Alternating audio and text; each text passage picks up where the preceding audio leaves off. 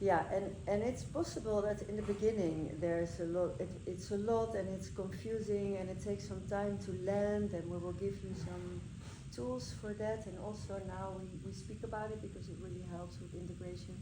But in the end, it's not about the ceremonies, it's about the integration and how you embody it and bring it in your life. Because these ceremonies, well, for some they are very joyful, some are going to very tough moments, and it's amazing to be like this together, but in the end it is really about being present in this daily life, here now, with this body and our situation at home.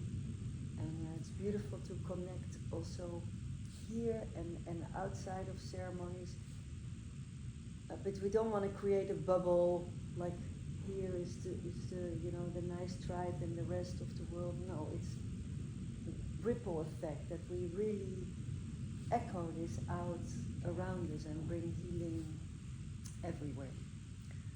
And sometimes things are quite shaken up in these ceremonies, and yeah, so it takes some time for a smooth landing also. Yeah. So I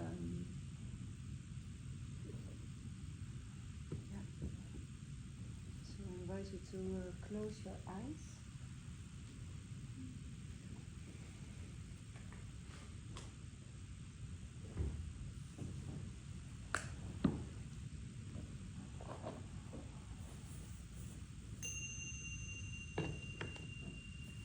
So you close your eyes and you bring your attention inside. With closed eyes, you look inside. You feel how it is in your body, your inner landscape.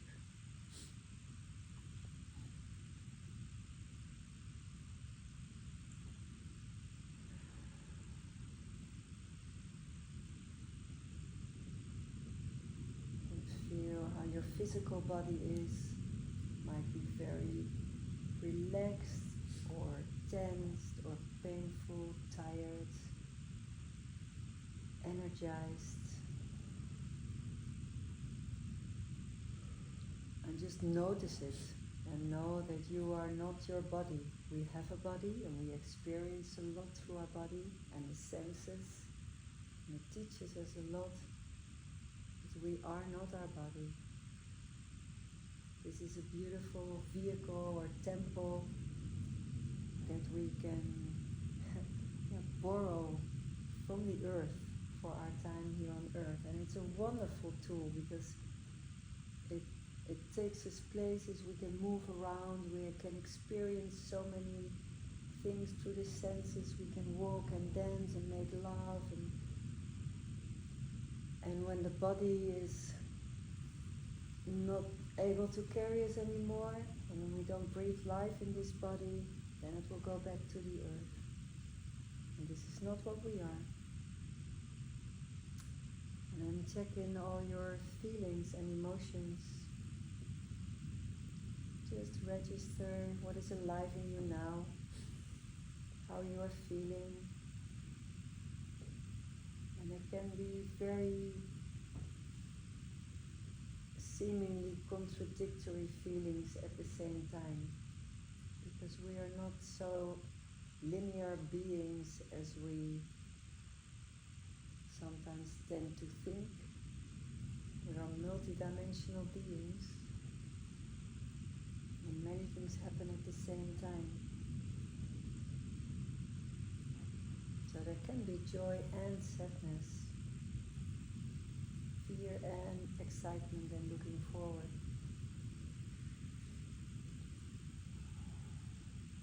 We are not our feelings and emotions. We experience it, we can learn from it, but it's not what we are. So don't identify with your feelings.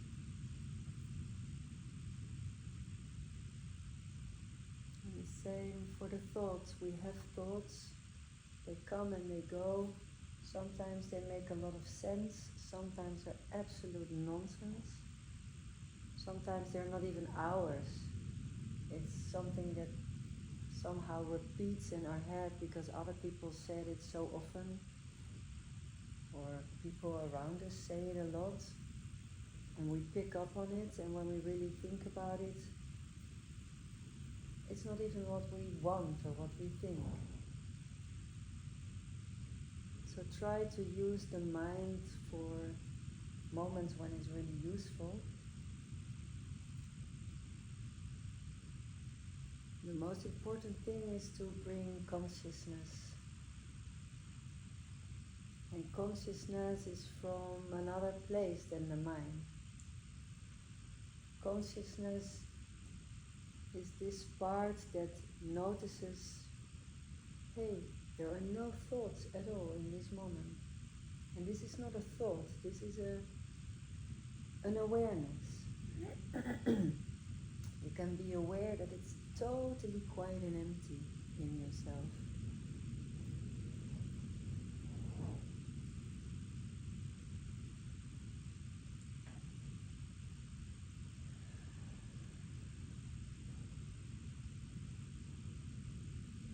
So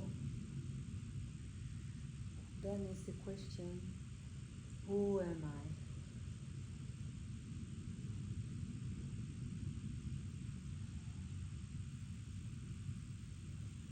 Feel in that question, who am I?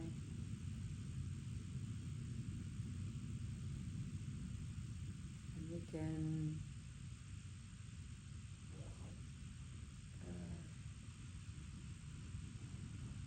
after the words I am, whatever we put after it defines us a lot. So for instance, if I say, I am a mother, I am a daughter, I am a teacher. So be careful what you place after I am, because this is where your responsibility is needed. And when this doesn't feel right, then maybe you identify with something that is not fitting you. But in the end, in the same way as we are not our body, not our thoughts, not our feelings, all these roles in this life, being a mother, a daughter, a teacher, is not what I am. This is the roles I play in this life. And the roles that I take responsibility for, because this is what is needed in this human life, but it's not what I am. So, who am I?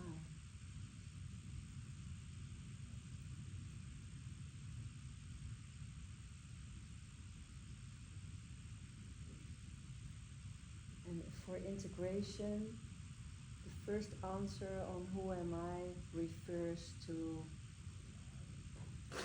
who you are in this life and your responsibilities. Because if after ceremony you don't remember who you are, where you came from, what your name is, there is a serious issue going on. And it happens, but in this case, I guess all of you know who you are and you can relate to each other in this 3D worldly dimension. So, who are you in this life and which roles are you playing?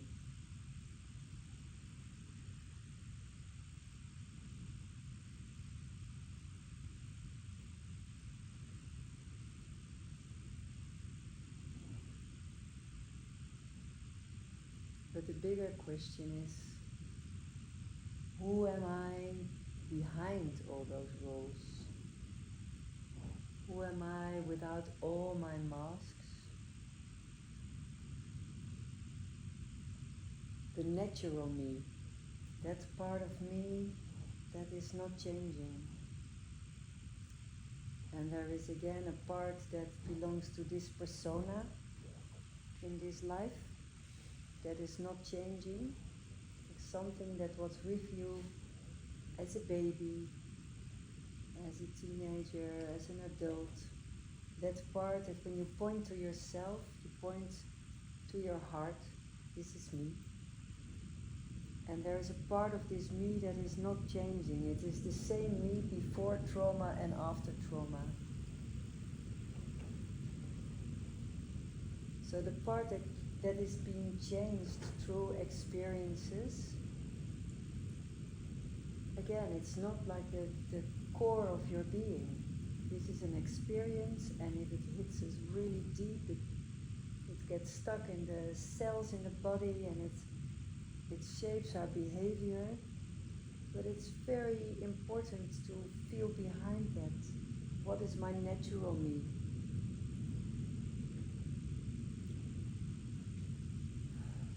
Because all these inner children, we sit a lot with the hurt children, but there is also a playful child.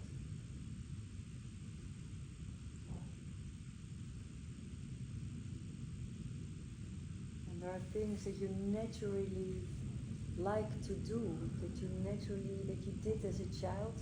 Sometimes we forgot. So remember what you used to like as a child.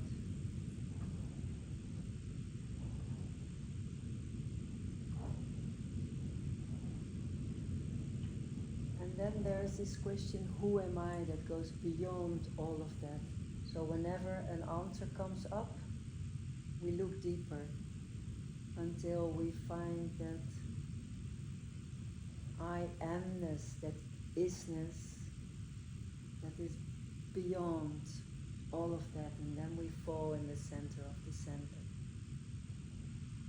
And then I am you and you are me. And we are all part of the same consciousness.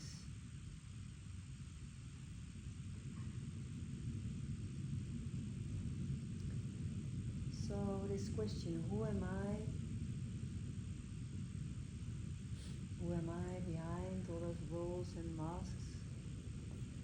And why am I here?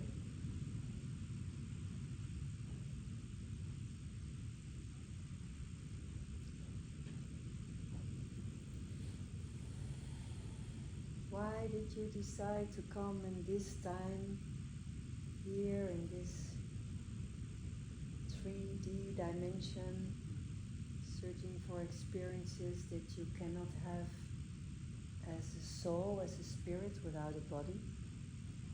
A deep longing to learn something, maybe to bring something. I shared before, we often learn it by experiencing the complete opposite. But this is what makes us searching for it, because when we come here as a soul in the body, we slowly start forgetting. And by the time we start speaking and walking, we start repeating our parents, and we start taking in what they tell us, and we try to fit in because we want the love of our parents. So more and more we get further away from this natural, pure being that came here, and then at some moment there comes a longing or a missing for something. And often this is what we came here to learn. I gave the example of connection. You miss connection. You miss connection in your family, you miss maybe connection in school. And there's this longing to be connected, and there's always this longing to be connected. By the time you're an adult, you have so much experience and wisdom and ideas and about connecting and connection. There comes a point when we have been suffering enough that it is for us to start bringing it in the world. So sometimes our task in this world, or our gift, is this diamond in the wound.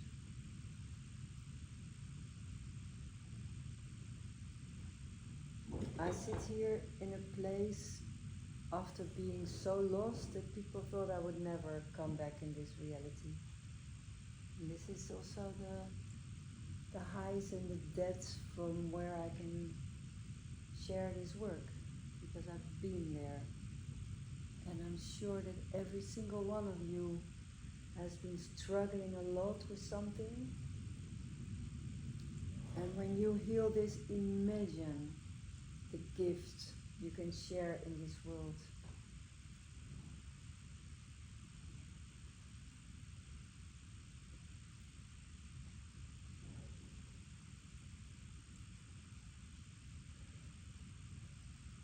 And I want to speak it out. I'm so grateful and also personally touched by one person here in the room who is training to be a psychiatrist and is here to deal with his own core wounds.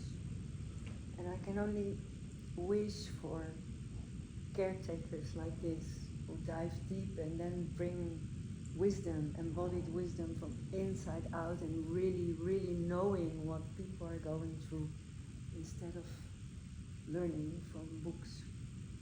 So thank you for being here. And thank you, all of you, for being here and for diving deep and wanting to heal, and then at some moment just switch that button and start sharing your wisdom. Thank you. So go again with your attention to the first ceremony. We already shared about it. That first night when we experienced the chaos of the world in this in this room, and still it was a quite decent chaos compared to what is happening in the world, but still we could tap in a lot of darkness and movement and chaos and confusion and try to find ourselves in the middle and our own healing.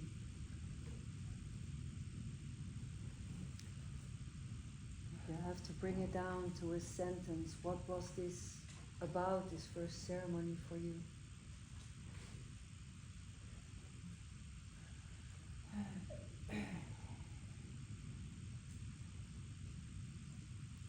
And then the next day we shared about this. We had a very profound sharing with a lot of insights. Then we rested a bit, and then we came together again for the second ceremony, in which a lot was transformed.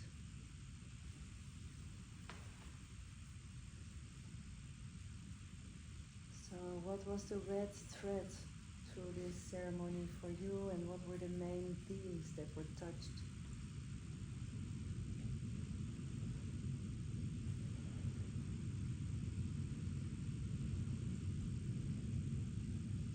Sometimes there is no answer yet, but the wound and the difficulty is like in our face, and you go like, oh my God, I know this, I've been here so much, it's time to end. But apparently there's still something to see, or for yourself to start relating different with it, so it can start healing. And healing is becoming whole, and whole embraces everything. Whole doesn't exclude anything. So being whole is embracing the whole lot.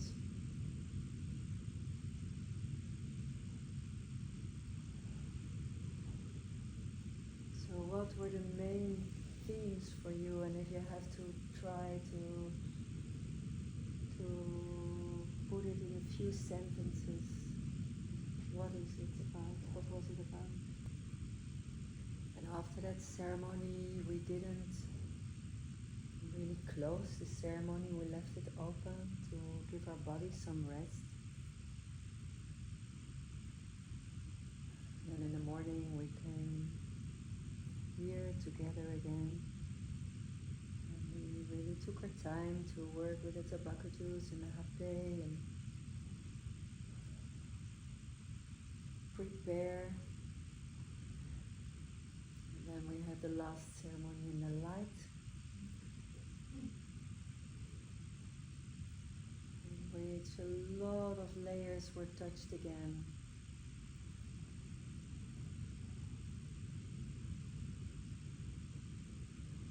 After the second ceremony, we brought a lot up, and then we dove in deep again, or at least some of you went really deep.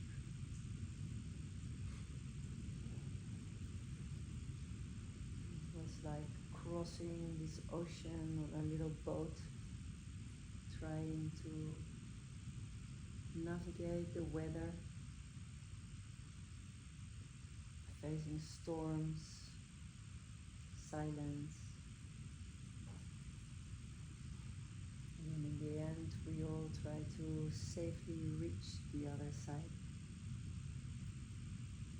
guided by our compass.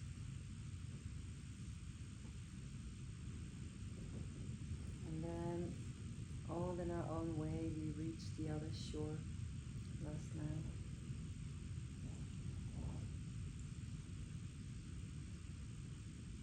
What was this last ceremony about for you?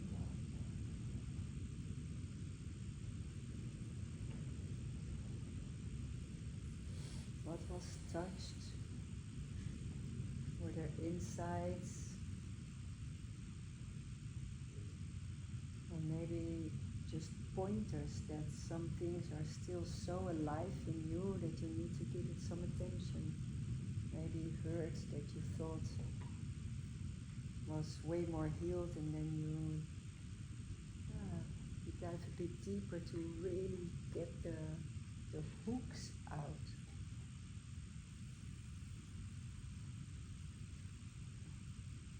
Or also to realize that some of the old pain and the old trauma, it's enough now.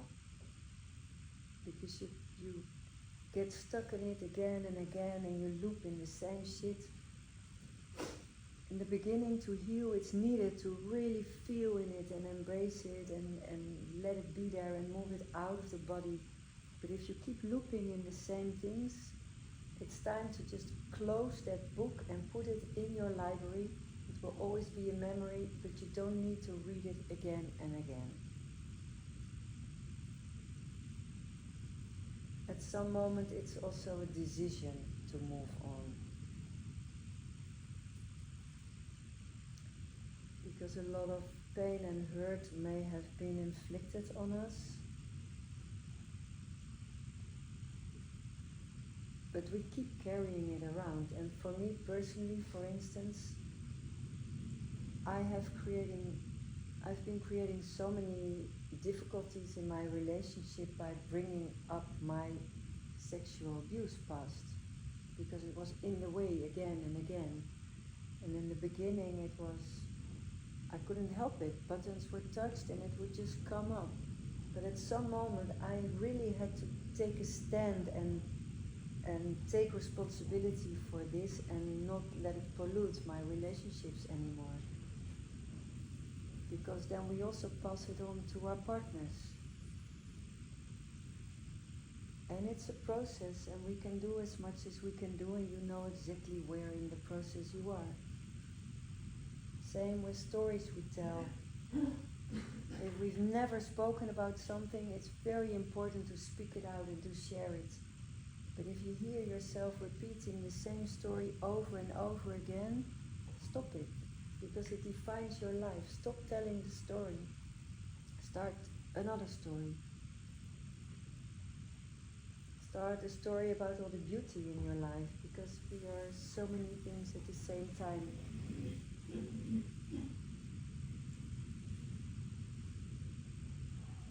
So somehow trauma shapes us, but let it not define you. You are way more than that.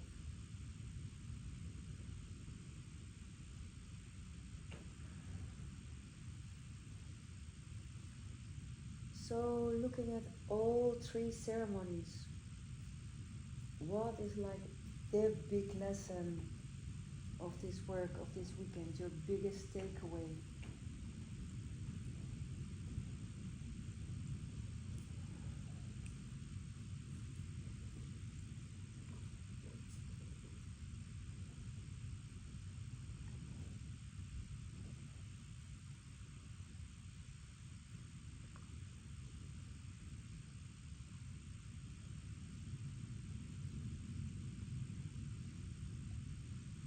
And how are you going to bring that in your life? What are you going to do to really embody that?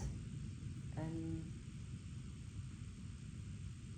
so it's not just a peak experience in a ceremony which fades away again, that the curtains open and you see it in all glory, and then you come home and slowly the curtains are closing again when the medicine is slowly fading out of the body and daily life kicks in again.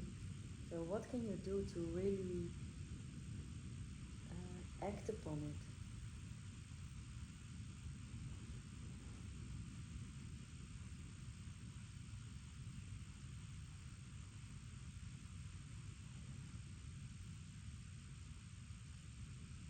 And maybe there's also something that you leave here, that you don't want to take home.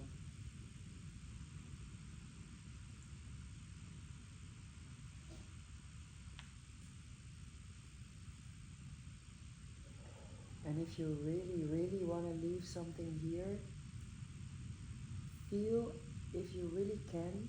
So you cannot want to get rid of something and say you leave it here on the altar, and the next thing, tomorrow morning it's back again. This is fooling yourself. You can only leave things behind when you really act upon it. For instance, if you were still smoking and you feel it's not healthy, I don't want this toxic cigarettes anymore, I stop smoking, and then tomorrow morning the first thing you do is smoke again, because you cannot make it true.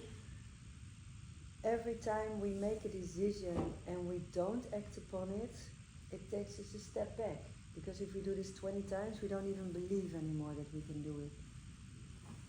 So really feel, maybe just a small something that you feel like it's enough, I don't want it anymore. And this can also be the way you feed yourself with the news of the world, or binge watching, or the way you eat, or some certain things you eat. Anything that leaks your energy in daily life. And the first thing is to become aware of where your energy leakages are. And this can also be people, it can be workspaces, it can be many things. And then see either if you can really stop it, but then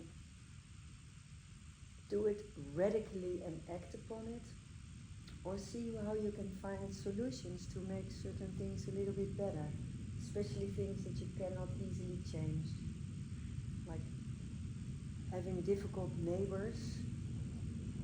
It's quite drastic to, well, you can in the end, if it's needed to move, you can also not make them move, but you can decide something in how you relate with them, or not, like setting boundaries to certain behavior.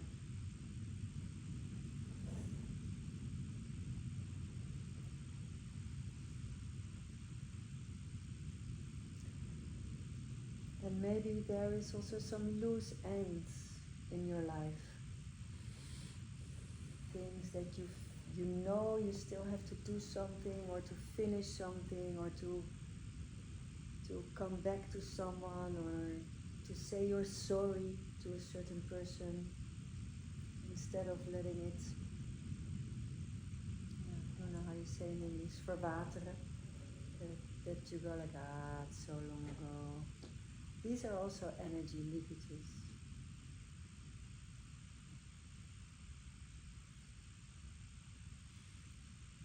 So come full circle by doing what you need to do, saying what you need to say. And pick your moments if this involves other people. Because we only want to share our truth when it is being received. If the other one cannot receive us, it only brings frustration. And this is already about speaking about this weekend with your partner at home. When you come home and your partner has, for instance, been with the kids all weekend and busy and doing things alone that you normally do together, I guarantee you this person doesn't have all the time and space to listen to you. First you step in home, you help bringing the kids to bed, doing what is needed. Let your partner share if he or she wants, and then when there's time and space, then you can share your really profound journey. And we see it a lot, people coming from this loving space, going through big transformation, and they end up in a fight with their partner at night. Because they so want to share something and the other one cannot receive, and then before you know it, it escalates in something that is not necessary. We've been in this roller coaster this weekend and really blend in at home. And also for you to share your profound feelings or experiences. You want to be received in this.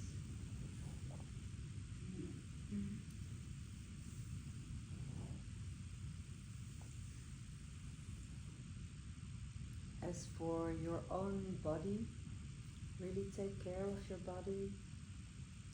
Start slowly implementing other foods again. The best way is we gave you a preparation diet to do it in the other order. So the first 3 days, eat very clean and simple, and really stay connected with the body and whatever you put in your body, whether it's really good for you. Like, don't go back to autopilot of how you do it. I saw many of you, and you also shared last night, many of you put too much food on the plate because we take it, we see it with our eyes and we like it, and we take what we normally eat instead of listening to the body. So also, for instance, coffee, because many are addicted to coffee because it's the habit.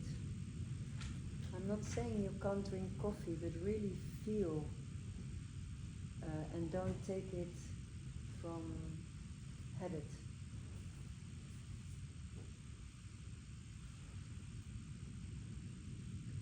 Also be careful, especially in the first day or the first week, how you feed your mind.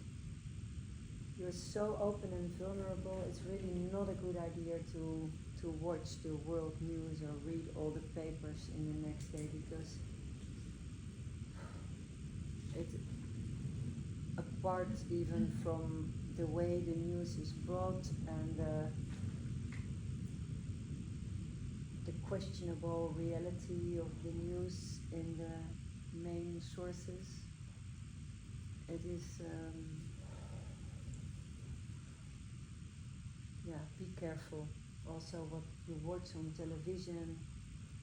If you really want to watch a movie, don't watch an action thriller or something like it.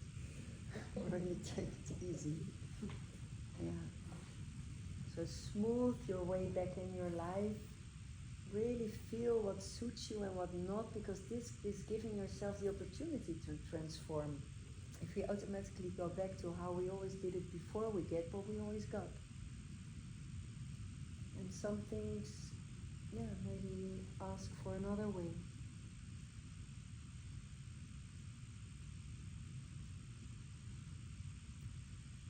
So, we're gonna have a sharing. Please share your name. Feel into your name, who this name is really calling upon. When I say, who am I? Feel if your name is pointing. If you say, this is me, pointing to your heart, and we don't do like to the head, like this is me, it means something else. We point here, this is me, heart, not mind. feel if your name is really calling your natural self.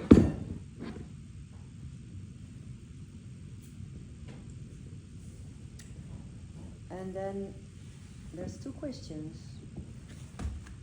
What are you going to do and how are you going to do it? And the second part is very important, because the first part, what am I going to do, is already difficult for some people, because you had insights, but okay, what am I going to do?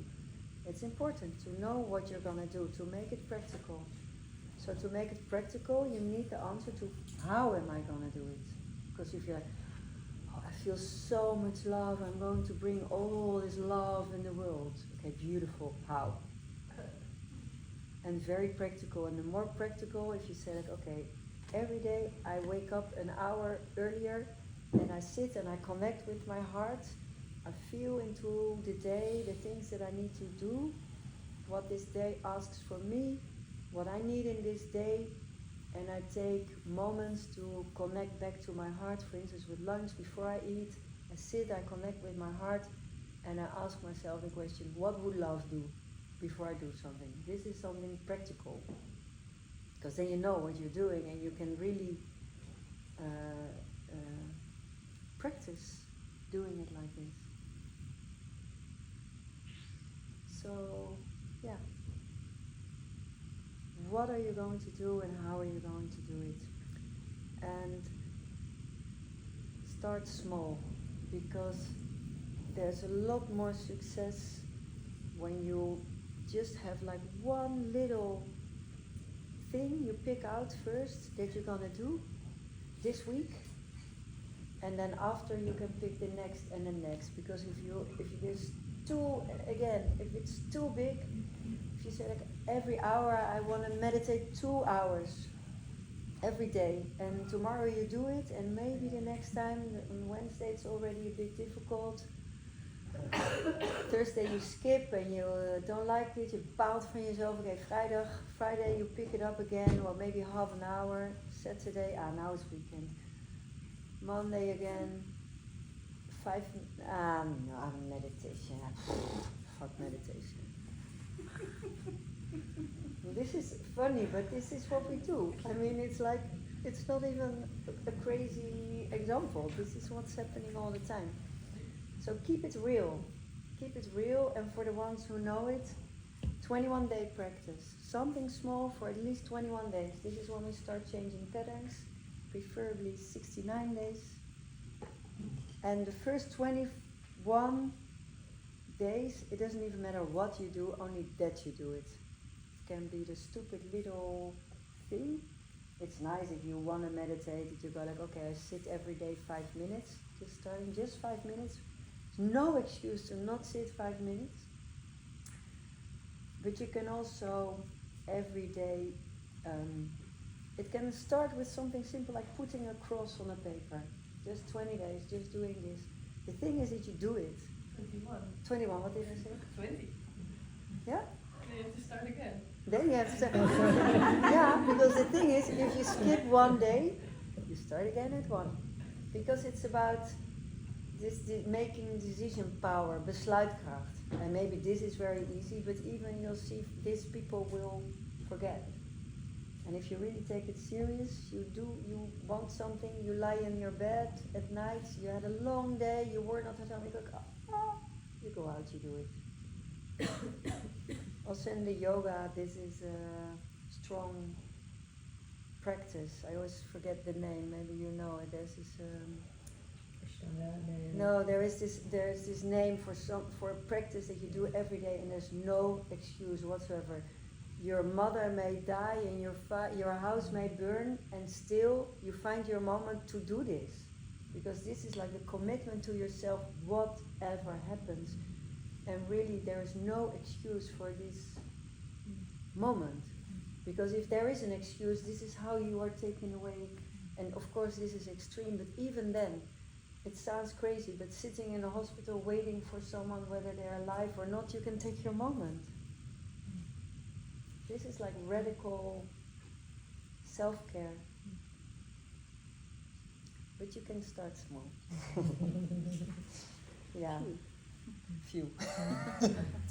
Yeah, but you know, you want your life depend on the circumstances and the weather around you and what all the people around you do, or you want to take, it's not about controlling your life, but it's like doing what is in your power to live the life that you envision for yourself. And it's not always easy. The story, telling the story is way more easy than doing it. I know all about it. So, one last moment to really check in yourself.